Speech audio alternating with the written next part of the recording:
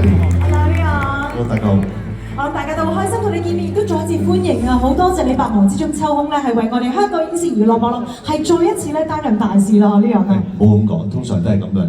你今年你有冇時間幫手啊？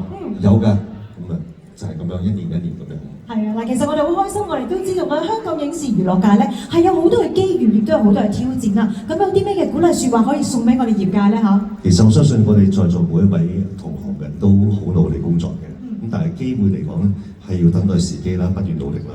其實今年都有好多唔錯嘅作品，其實好好㗎啦。咁譬如破地獄有咁高嘅票房喺香港，係咪？九龍城寨亦都係，咁亦都喺有內地製作嘅哪吒啦，亦都係一個好好嘅鼓勵啦，對於我哋電影界嘅朋友。咁相信無論電影界邊個行業都好，只要肯努力嘅話咧，我相信一定會做到更加嘅成績嘅。係，我諗大家都好有熱誠，好想做好佢啦。亦都知道啦，其實好多嘅而家喺業界工作緊嘅朋友，又或者係好想加入呢個係影視娛樂界嘅年輕人啦，會唔會有啲説話可以鼓勵下佢哋呵？可以嘅，其實我相信好多新進加入呢一行嘅新進朋友啦，其實只係需要有耐性啦，肯去創新啦，繼續努力，等待機會，咁就係咁嘅。呢一行真係幾時有機會到咧，係冇人知嘅。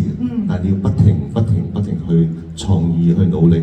咁當一日你 ready 咗啦，個 lucky star 喺你面出現嘅時候，捉住佢，咁就可以發放出嚟。而機會都係留俾有準備下、有 passion 嘅人嘅。冇錯，亦都想啲人咧同我哋呼籲下啦，嚟緊呢一個月啦，我哋嘅影視娛樂博覽，呼籲大家嚟支持我哋啊！